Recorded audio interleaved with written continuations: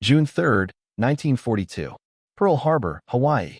Admiral Chester Nimitz stands alone in a cipher room, staring at a decoded Japanese message. Outside, 200 U.S. naval officers believe the Japanese are headed for the West Coast, maybe even California. But this message says something different, something terrifying. If Nimitz is right, he has 6 days to spring the greatest naval ambush in history. If he's wrong, America loses the Pacific War. The man holding America's fate has a problem that would keep any rational commander awake at night. Chester Nimitz, Commander-in-Chief of the U.S. Pacific Fleet, has 3 aircraft carriers. 3. Japan has 8, and that's just counting the ones they're bringing to this fight. Plus 11 battleships, 13 cruisers, and 45 destroyers. Admiral Yamamoto's fleet is so large that it stretches over 1,800 miles of ocean. Nimitz has no battleships at all. The last ones are still sitting on the bottom of Pearl Harbor. It is May 1942, 6 months since Japan's devastating surprise attack. America is not just losing the Pacific War, it is being humiliated. Japan has seized the Philippines, Malaya, Singapore, Burma, and the Dutch East Indies. In 4 months, they've carved out an empire spanning 4,000 miles. Now, Yamamoto is moving his entire fleet toward a tiny atoll called Midway, just 1,300 miles from Hawaii. If Japan takes Midway, they have an unsinkable airbase threatening the American mainland. If they can then lure Nimitz's remaining carriers into a trap and destroy them, the United States loses the ability to fight in the Pacific entirely. Yamamoto calls his plan Operation MI. He is so confident of victory that he has already pre-assigned Japanese administrators to govern Midway after its capture. But here is where the story gets extraordinary. Buried in a basement in Honolulu, in a windowless room called Station Hypo, a small team of cryptanalysts led by Lieutenant Commander Joseph Rockefort has been breaking Japan's most secret naval code, Jan 25, for months. And what they're reading in those intercepted transmissions is giving them a picture of Operation MI in stunning detail. Rockefort knows the rough size of Yamamoto's fleet. He knows the objective. He even believes he knows the timing. An attack in the first week of June. There's just one problem. Washington doesn't believe him. Admiral Ernest King, Chief of Naval Operations, is convinced the Japanese are actually targeting the Aleutian Islands, Alaska, or maybe the U.S. West Coast. His intelligence people have a different read of the code, and they outrank Rockefort by miles. Nimitz is caught between 2 worlds. Trust his man in the basement and risk everything on a gamble. Or trust Washington and let Japan set the terms of every battle that follows. He has 1 week to decide, and one of his 3 carriers is barely floating. Let's talk about that 3rd carrier. Because the story of the USS Yorktown is the story of everything Nimitz was willing to risk. On May 8, 1942, just 3 weeks before Midway, the Yorktown took a 550-pound armor-piercing bomb through her flight deck during the Battle of the Coral Sea. The explosion tore through 3 decks below. She was flooding, on fire. When she finally limped back to Pearl Harbor on May 27th, the Navy's damage assessment team inspected her and gave their verdict: 90 days of repairs. Minimum. Nimitz walked the ship himself. He studied the damage with his own eyes. Then he turned to his officers and said something that no one in that room expected. "We must have this ship back in 3 days." Admiral Chester Nimitz, Pearl Harbor, May 27th, 1942. 3 days. For a ship that needed 90. 1,400 dockyard workers went aboard around the clock, sleeping in shifts on her deck, eating sandwiches while they welded. They worked for 72 hours straight. They didn't fix everything. They couldn't. Entire sections of the ship were still damaged, still vulnerable. But on May 30th, the Yorktown sailed out of Pearl Harbor. She was held together, in large part, by audacity. But Nimitz still has the bigger problem to solve, and the clock is running. He needs to confirm Rockefort's intelligence. So he authorizes a brilliant trap. He orders Midway's garrison to radio a fake distress call in plain, unencrypted English, claiming their freshwater desalination plant has broken down. 2 days later, Japanese intercepts reference an upcoming target, and specifically note that it has a water shortage. The target codenamed AF in Japanese transmissions? It's Midway. It was always Midway. Rockefort was right. Washington was wrong. Now Nimitz has to move, and he has to move against his own chain of command. Admiral King's standing orders are explicit. Never concentrate all available carriers in one theater without authorization. Keep one in the South Pacific. Nimitz is about to violate that order directly, pulling all 3 carriers north to Midway. He summons his 2 task force commanders. Rear Admiral Frank Jack Fletcher will command Task Force 17 aboard the Yorktown. Rear Admiral Raymond Spruance, a cruiser officer, not a pilot, which is almost unheard of for a carrier command, will lead Task Force 16 aboard the Enterprise and the Hornet. Then Nimitz hands them his operational orders and includes a single sentence that will define every decision they make in the days ahead. You will be governed by the principle of calculated risk, the avoidance of exposure of your force to attack by superior enemy forces without prospect of inflicting greater damage to the enemy. Admiral Nimitz, orders to strike force commanders, May 28, 1942. Calculated risk. Not recklessness. Not timidity. The precise, terrifying middle ground. On May 28, the Enterprise and Hornet depart. On May 30th, the Yorktown, still bandaged, still wounded, follows. They sail to a position 325 miles northeast of Midway, a point Nimitz's staff designates Point Luck. From there they can strike when Yamamoto commits to the Midway attack, hopefully staying out of range of Japanese search planes. But there are only 233 American aircraft across all 3 carriers. Japan is bringing 272, plus hundreds more on Midway that they intend to bomb into rubble first. And Yamamoto's fleet has one weapon Nimitz cannot match, the 4 greatest fleet carriers in the world. The Akagi, the Kaga, the Soryu, the Hiryu, the same ships that launched the attack on Pearl Harbor. Together, they destroyed the American battle line in 2 hours. If those carriers find Nimitz's fleet before Nimitz finds them, it's over. Not just this battle. The war.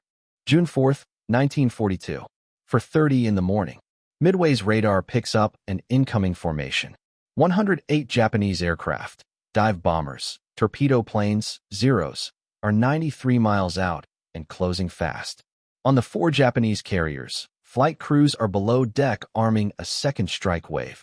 Their bombs and torpedoes laid out in precise rows on the hangar floors. Admiral Chuchi Nagumo, commanding Japan's carrier strike force, has no idea the American carriers are out there. His search planes have found nothing. In his mind, there are no American carriers within 1,000 miles of Midway. He is about to bomb a defenseless atoll. He is catastrophically wrong.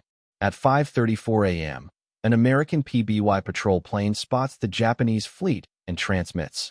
Many planes heading Midway from the northwest. Then, 12 minutes later, the words that make Fletcher and Spruance surge forward. 2 carriers and battleships. Spruance calculates. The Japanese carriers are 175 miles away. His dive bombers have a maximum effective range of about 175 miles, with almost nothing left in the tank when they get there. If he launches now, his pilots will hit their target and then almost certainly run out of fuel trying to return. He has 2 choices. Wait, and maybe lose the element of surprise. Or launch everything, right now, and accept that some of his men probably won't make it home. Raymond Spruance launches everything. Enterprise and Hornet send 116 aircraft into the air. It is the largest strike package the U.S. Navy has ever assembled. But the plan immediately starts to unravel. The Japanese carriers aren't where the math said they'd be. Nagumo has turned north. The American torpedo bomber squadrons, flying slow, flying low, with no fighter escort, arrive over empty ocean. They have to search. They burn more fuel. And when they finally find the Japanese fleet, they go in anyway, without protection, into the teeth of 40 Japanese Zero fighters. Torpedo Squadron 8, flying from the Hornet, attacks first. All 15 planes are shot down. Not one torpedo hits. Of 30 airmen, only 1 survives. Ensign George Gay, who floats in the ocean for hours, watching the battle unfold around him. Torpedo Squadron 6 from Enterprise hits next. 10 of 14 planes lost. No hits. Torpedo Squadron 3 from Yorktown. 7 of 12 planes shot down. Still no hits. In the span of 30 minutes, the United States loses 35 torpedo bombers and 79 men. 0 damage to the Japanese. The Zero fighters are dragged down to sea level, chasing the last dying torpedo planes. The Japanese sailors on the carrier decks are cheering. Nagumo's staff is congratulating themselves. The American attack has failed. And then, the dive bombers arrive. High above, invisible, flying out of the sun, the dauntless dive bombers from Enterprise and Yorktown have been circling, searching. Lieutenant Commander Wade McCluskey makes a desperate navigational gamble. He follows a lone Japanese destroyer racing north, guessing it's heading back to the main fleet. He guesses right. At 10:22 in the morning, McCluskey rolls his plane over into a 70-degree dive. What follows happens in 6 minutes. The Akagi, Japan's flagship, takes 2 bombs. Explosions rip through the hangar deck, igniting the torpedoes and bombs staged there for the second strike. She becomes an inferno. The Kaga takes 4 bombs. She burns so fiercely that her hull glows red. The Soryu takes 3 bombs. She's abandoned in 20 minutes and sinks by evening. 3 of Japan's 4 elite carriers, the very ships that attacked Pearl Harbor, are destroyed before 10:30 a.m.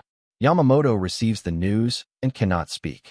His staff watches the fleet commander stare in silence at the dispatches. He has lost in 20 minutes what Japan spent a decade building.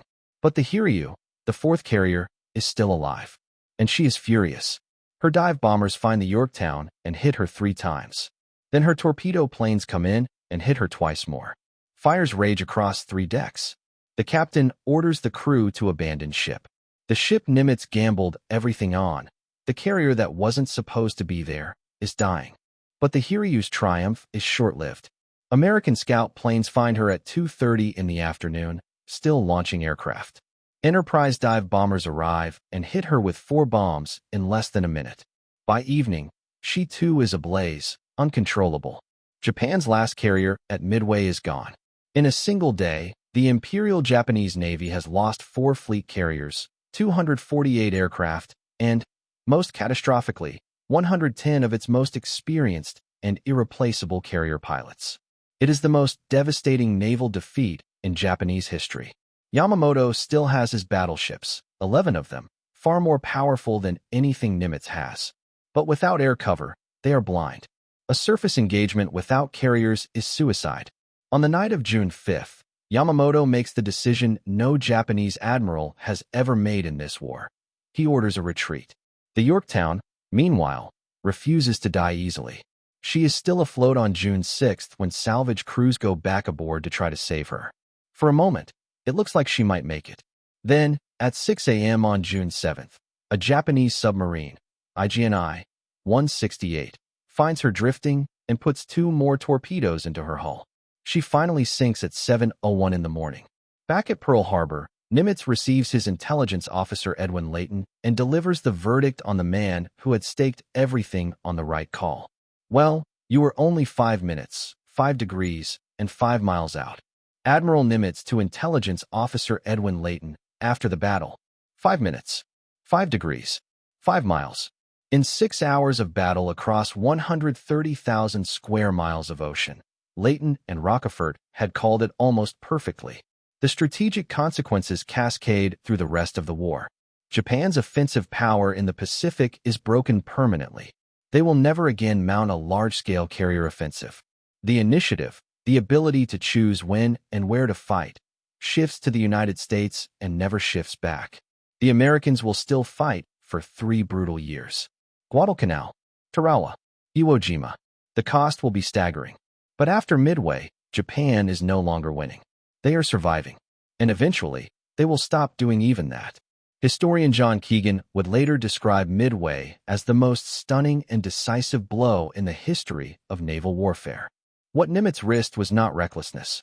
It was the calculated wager of a man who understood that in war, sometimes playing it safe guarantees defeat. He trusted his codebreakers when Washington didn't. He put a wounded ship to sea in 72 hours. He broke his own chain of command's direct orders. He sent men into a fight where the math didn't favor them coming home. And he changed the war, not with battleships, not with superior numbers, with intelligence, courage, and a willingness to act on a single piece of paper that said, "We know where they'll be." The bombs came from planes. The victory came from a decision made in a basement 6 days earlier. On June 3rd, alone in that cipher room, Nimitz made a bet. Not on ships, not on firepower, on a man in a basement with a broken code and a correct answer.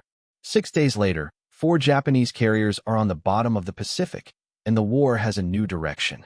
History remembers the bombs. The real story is the decision made before a single plane left the deck. If this one kept you watching, subscribe. There are more like it.